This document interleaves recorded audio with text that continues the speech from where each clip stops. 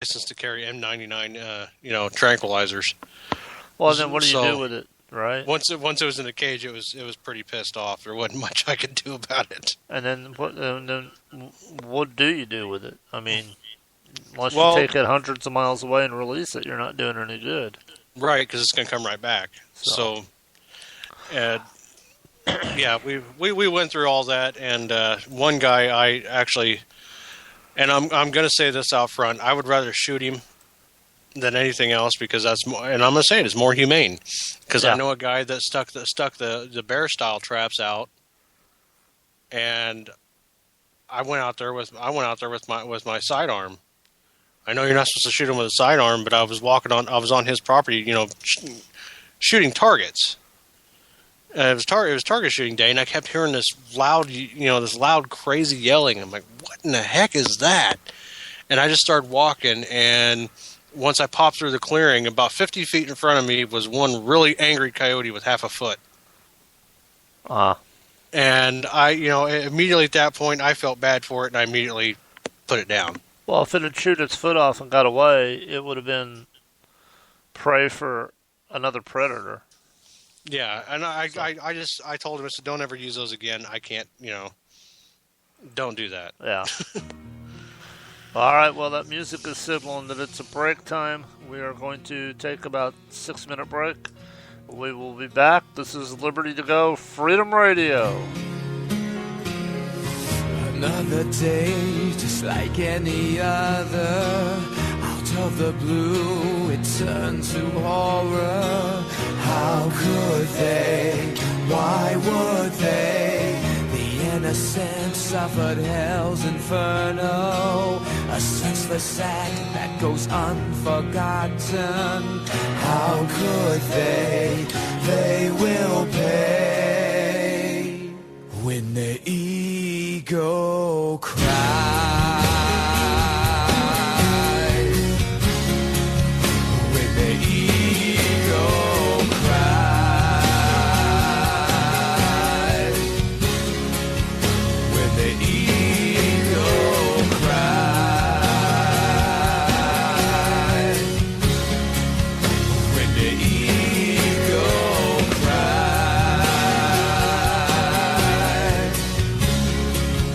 When the ego cries.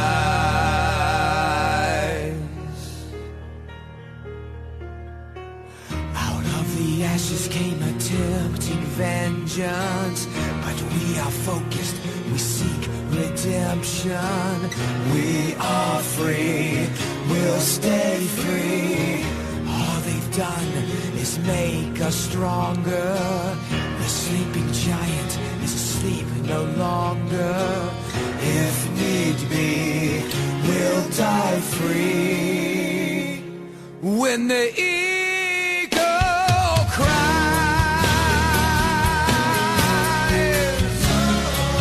When the ego cries. When the ego cries.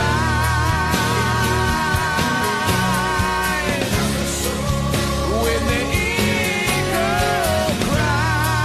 cries.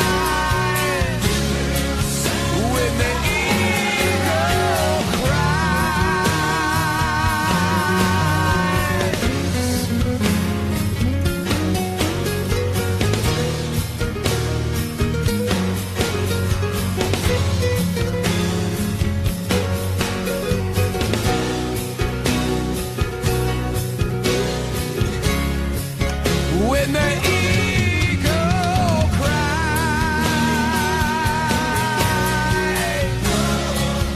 When the ego cries.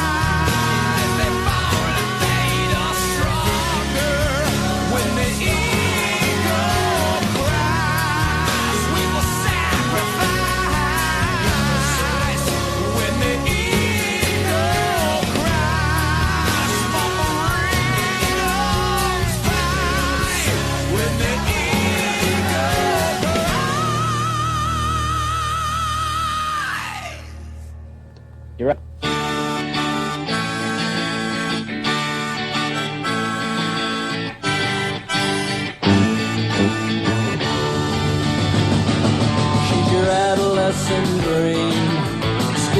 stuff, a sticky sweet romance. She makes you wanna scream, wishing she was giving you a chance. So you fantasize away while you're squeezing her. You thought you heard her saying, good girls don't, good girls don't. I should be telling you, good girls don't, but I do. So you call her on the phone to talk about the teachers that you hate. And she says she's all alone, and her parents won't be coming home till late. There's a ringing in your brain, 'cause you could have swore you thought you heard her saying, good girls don't, good girls don't. I should be telling you, good girls don't, but I do. And it's a teenage sadness everyone has got to taste. And in between age madness that you know you can't erase, when she puts you in your place.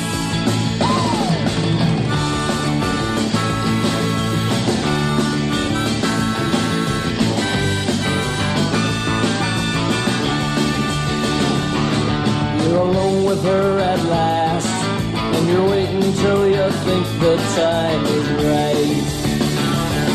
'Cause you've heard she's pretty fast, and you're hoping that she'll give you some tonight. So you start to make your play, 'cause you could have swore you thought you heard her saying, good girls don't, good girls don't. I should be telling you, good girls don't, but I do. And it's a teenage sadness everyone. All right, and we are back. Don King, your loyal host, along with my co-host Brandon. How you doing, Brandon? Doing all right. I'm here. I had it on mute. Well, that happens to the best of us. It sure does. All right, I do have one other sad thing to report today. Roscoe P. Coltrane, James Best from the Dukes of Hazzard. He died today.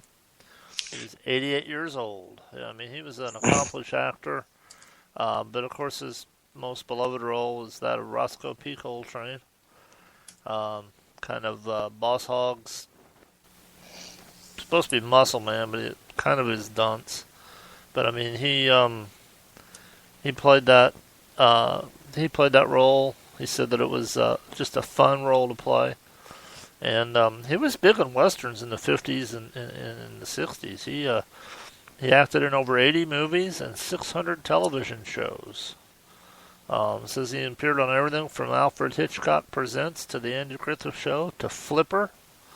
He worked with Humphrey Bogart in The Caine Mutiny and Jimmy Stewart in Shenandoah. So, I mean, he was an accomplished actor. And Dukes of Hazzard was just something that he did it was fun. He didn't expect it to last. Ended up being what he was remembered for the most, I think.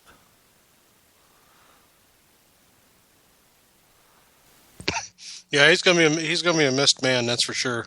Yeah, he's it was a good, I didn't.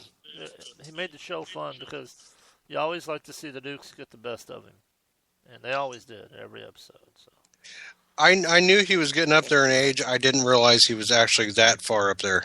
yeah, 88. That's quite a ways up there. And knock on wood, I'll make it that far. So That'll be one of us. well, hey, you know, if I'm there. If I'm still on the radio, you're still going to be my co-host, and we're still going to be, you're still going to be needing about my kind of music I like. So, Yeah, I'll probably be ruining that, and definitely I'll have to be going after you for your thing with liking Ford products. And I can't, you know, I understand. Okay, what it is I've come to understand that you can't help it, that it's just something that's a defect. But I overlook it because we're such good friends. I mean, you're my brother from another mother, and so I overlook the fact that you can't appreciate the finer things in life. So, Hey, do you want to take a guess on something real quick for me though? Sure. Do you want to guess which engine powers the world's fastest Mustang? Oh, probably a Chevy engine since you're asking me. Chevy LSX, baby, Yeah. all the way. LS engines. Yay! I was always a purist. I never liked seeing a hot rod like an old Ford with a Chevy engine in it, or an old Chevy with a Ford engine in it, or a Mopar or something like that. I always was a purist. I always thought, Eh, for me, it depends on the year though. Like a friend of mine posted a picture of a 60 or a 70 70 Mach 1 earlier. And I'm like, I told him, I said, only if it has an LS swap. And I put, just kidding. If it was that car, it would have to be numbers matching. I would want, that to be, right, pure Mustang, pure Ford.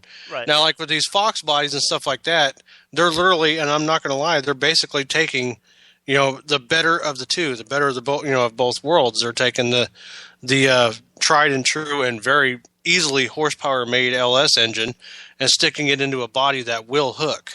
You're talking about the You third know, generation Mustangs, the ones that yeah, came the along Fox. after the ill-fated Mustang twos. Oh God, what were they thinking? I don't know. It was That the oil embargo. I mean, it looked like a Datsun. it did. It's weird. And you know what I remember too? Speaking of it looked like a Datsun, the original Vega looked like a miniature Camaro if you looked at the grill. Yep, I actually had a Vega. The original one. Now later on they could put that kind of V nose on the front of them and they look different. But I shouldn't. In hindsight, there's a lot of vehicles I shouldn't have got rid of, but that was one of them because all I had to do, I had the engine sitting there. I could have stuck a 400, actually, it'd been a 405 down in it, and it would have been one screaming little monster. And I turned around and I sold it for. I bought it for $190. I sold it for like I think it was like $1,000, wow, can't beat and that. then I sold the engine for 500.